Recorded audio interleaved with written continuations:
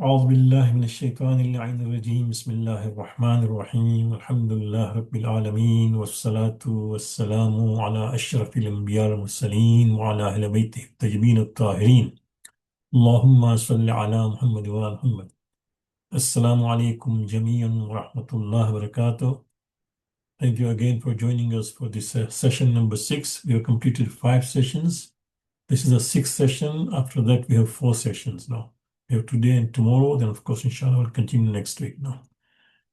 So, yesterday we looked at the Ibadat of Imam Ali alayhi salam. And there was that second slide, which I wanted to discuss more, but because of time, I did not. And I thought that I would just look at those very powerful statements by Imam Ali alayhi salam, whereby he's discussing the dunya. So let's look at it.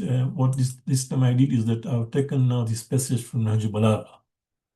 There is a similar passage also in Guru al-Hikam, which is Imam Ali's other work, but this is Nahj Balagha, which is found in almost every Shia house, whereby this is quite powerful. He's discussing about this world, but interestingly that he is trying to talk about this world and its attraction in Mihrab. No, because our discussion, keep in mind, the old is that we want to get inspiration for Ibadat of Bayt.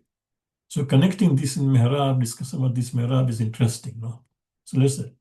So this is somebody by the name Dirar ibn Hamza, right? The same person we saw that he went to Muawiyah and Muawiyah asked him to discuss about Imam Ali, and he said, tell him more about, right?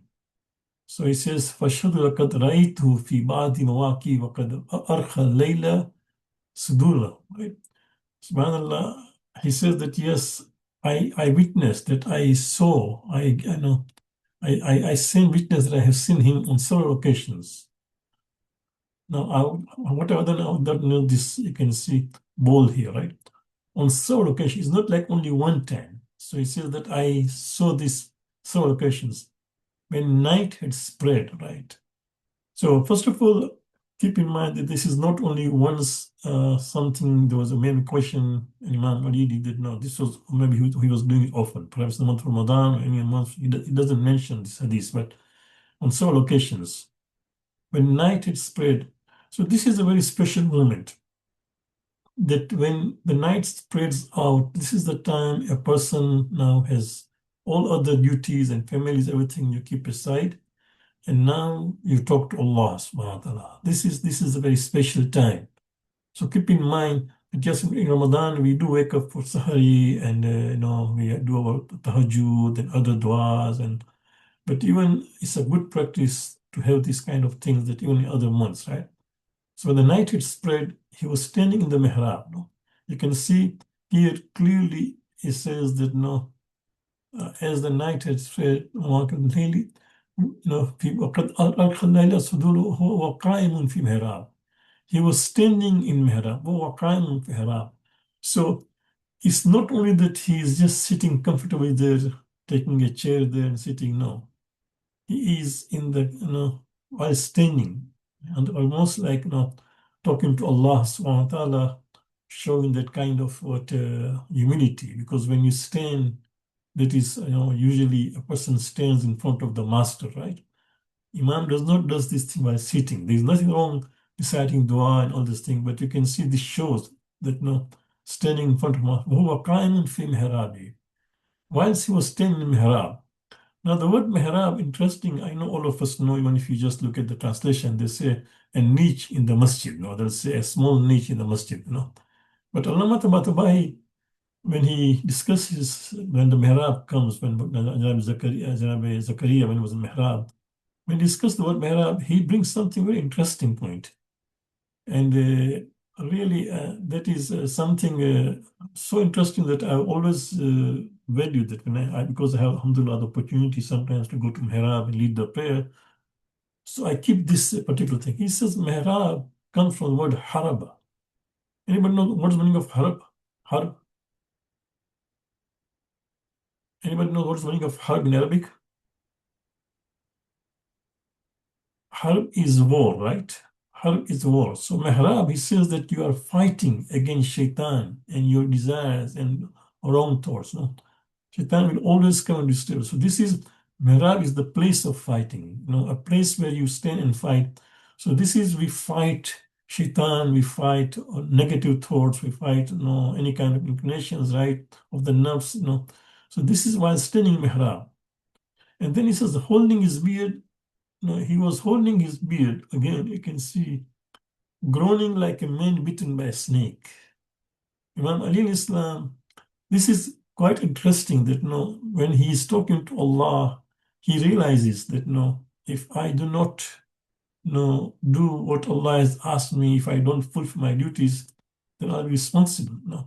This is exactly like standing, holding his ear, groaning like a man bitten by a snake. This is easily said than even done, right? We hardly get even one tear coming out when we sit on Musalla, because there are so many other things which are coming in the way. Bitten by a snake and weeping as a grieved man, somebody who has lost a son or a daughter or a wife or a spouse or a parent, right? As a grieved man. And then see the words which are so powerful, no?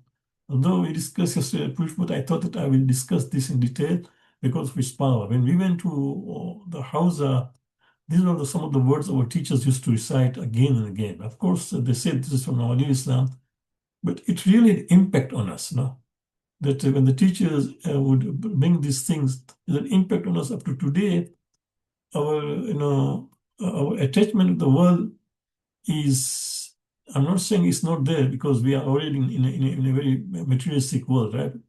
But sometimes when we find people overdo it, we find that what is happening, why people cannot take any kind of lessons for Imam's teaching. He says, Qabid Allah, and he says, this is Ya dunya ilayka anni, right? Ilayki anni. Of course, dunya in Arabic is as a feminine, so that's why he uses ilayki. Ilayki anni. وبطردت إليه تشوقتي, right? See, subhanallah, what he says, now also translates that, oh world, ilayki anni, right? Just get away from me. Go away from me, Why do you present yourself to me? Or because the way he's talking, because sometimes people get fascinated with the world. So he's trying to draw a picture that are you seducing me? As if, for example, a woman who's trying to seduce a man who is just fascinated by her, by her beauty and everything. So Imam says that, what do you think that you are coming to me like a beautiful woman or beautiful girl, and you're trying to going to seduce me? La hana hinoki, subhanallah. He says, La hana, such a kind of opportunity, moment you would not get from me. Not at all. Forget about it. No. Hayhat, ghurri ghairi. Subhanallah. No. So powerful, this speech. If you have a little knowledge of Arabic language, hayhat, far be it, far from it. Hayhat. No, you are making, you have chosen a wrong person, Imam says. Oh, dunya, you are chosen a wrong person. Ghurri ghairi. No, you can see the language, right?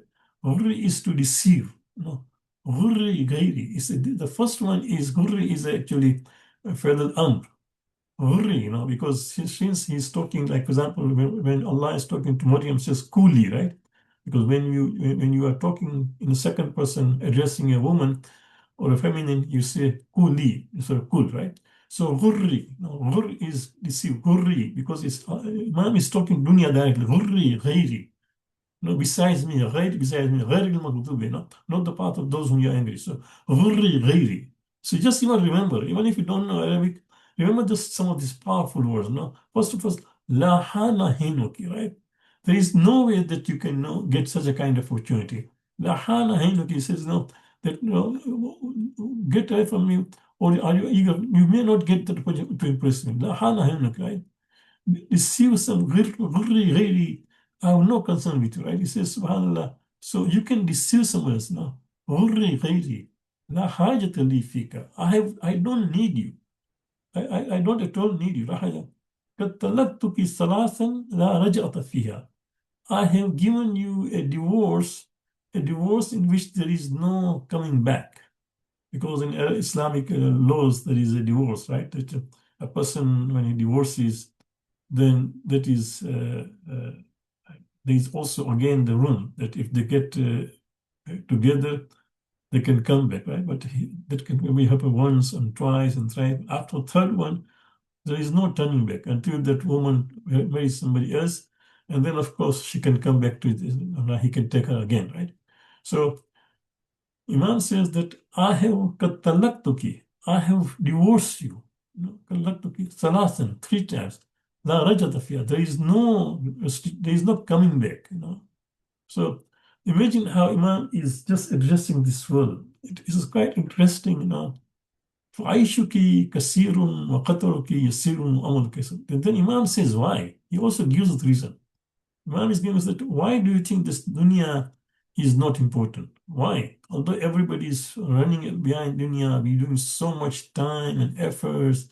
We sometimes fight with people. We also fight with our own family members because of dunya, because of few cents, because of few dollars, because somebody did not remember you during the birthday. Oh, no, all those kind of things we bring about. No, Imam says clearly says that why I think the dunya is not important. Why have I given talaq to it? فَعَيْشُكِ كَثِيرٌ. First of all, it says that your life is so short. Subhanallah. Now these people don't realize it. Young people, they think that, no, I still have too long many years to do what I can do it. But as you age, right, you realize that what is this? The life only yesterday I was born, yesterday I got married, yesterday I educated, just got married, yesterday I was working, today now I'm so old that soon I'm just waiting, for to be called. فَعَيْشُكِ كَثِيرٌ. And if you look at the whole world picture, right? What is my life and your life? What is it, no? In the whole picture, right?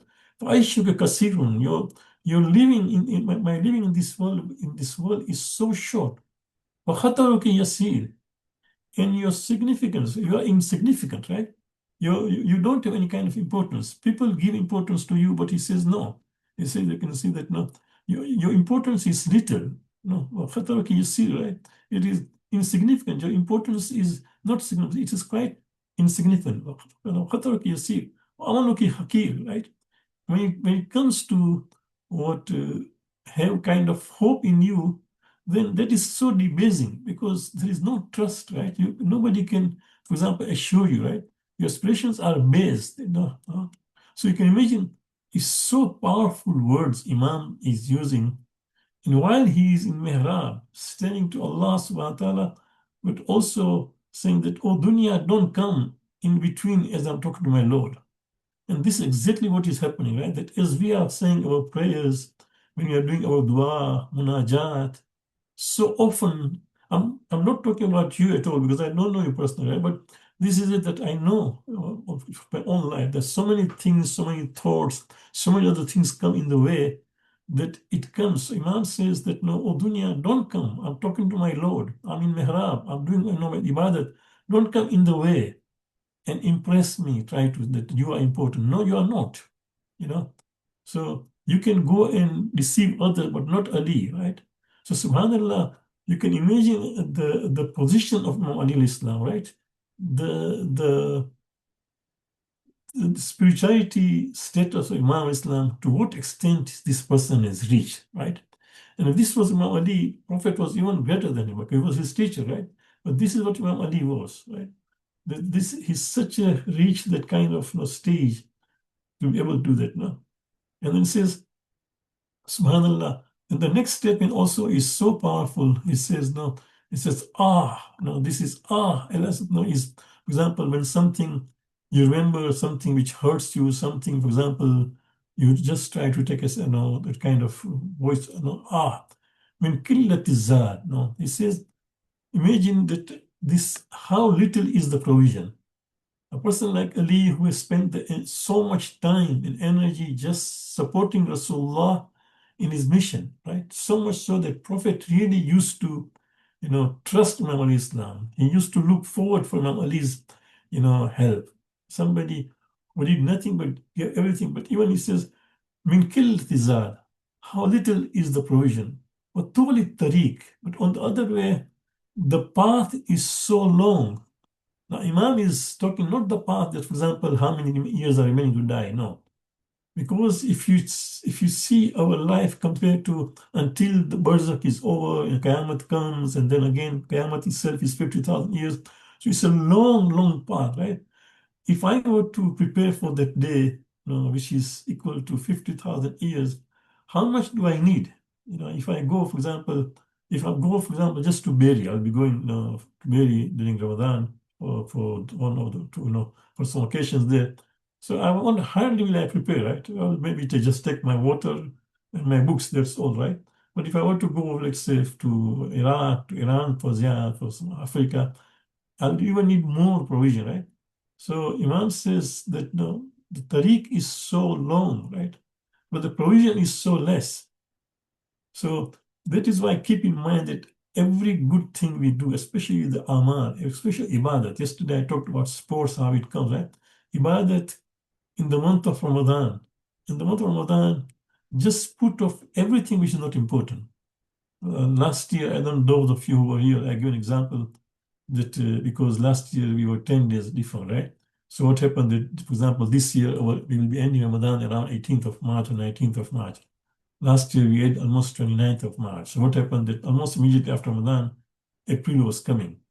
And as April comes, Canadians are busy now preparing for the returns, tax returns, right? So depending on what kind of income you got, what kind of everything, so you have to gather all those information to give it to accountant or to file your own tax return.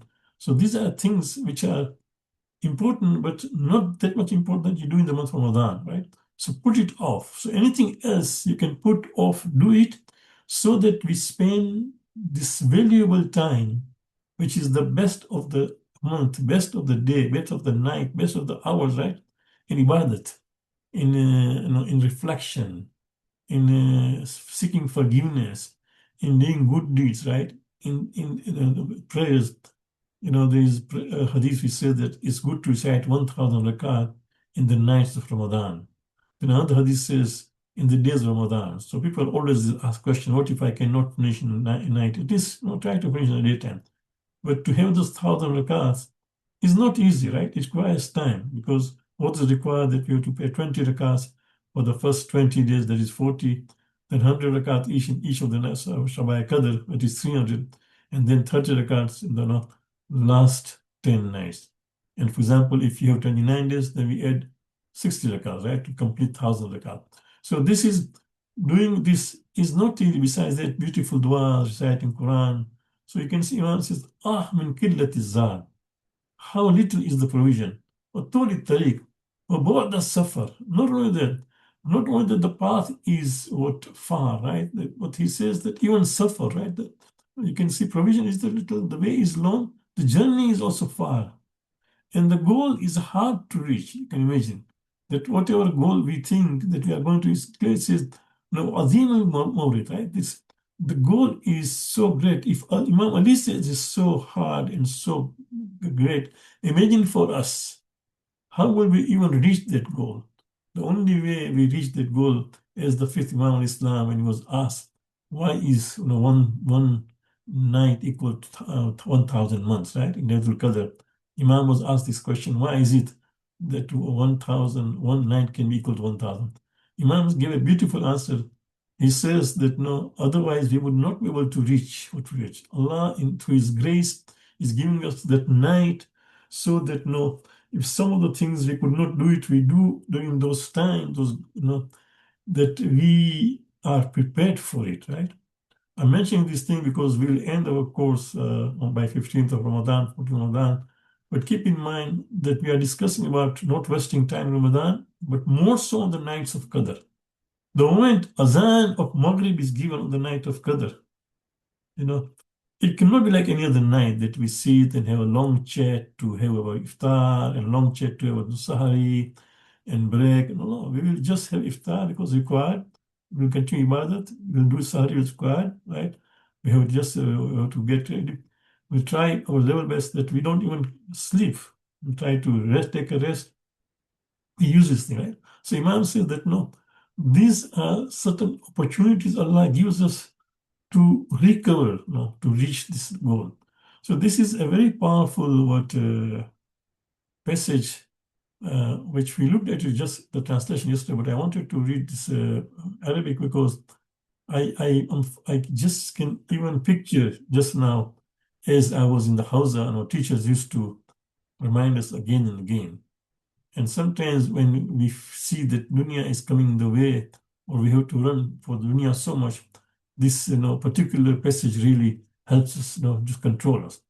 So what I would suggest that take this from Nahj Balagha, right? It's saying number 77. Just take this passage in translation, just keep in front, in your working table or even your living room, especially if you find sometimes the members of the family, whether it's your son or daughter or sometimes even the spouse, whatever it is, so much running behind the dunya, let them be reminded about this thing. But keep in mind that we have to really reach that goal, and that can be done through inshallah ibadat, which is inspired from the Ahlul Bayt. Any questions, any clarifications? I'll keep the translation here, so it's there in front of you. Yes, any questions, any clarifications? So inshallah, tomorrow, if you don't have a question, tomorrow we'll get into the ibadat of Bibi Fatima alayhi salam. She also was a great lady, a very special person. And amazing that, a person at that age, by that age, 18 or 19 years, how much she was able to achieve. And the time, in spite of being a wife and mother and daughter, could do so much, right, Ibadat. So we pray to Allah subhanahu wa ta'ala, may Allah give us the fiqh to be able to seek inspiration from these great teachings and practices of the Prophet and Ahlul Bayt. And may Allah give us the faith that, especially in the month of Ramadan, we should not get distracted and waste time in other things, but just ibadat and doing good deeds. وصلي على محمد وعلى الطاهرين اللهم صل على محمد وعلى التماس الدعاء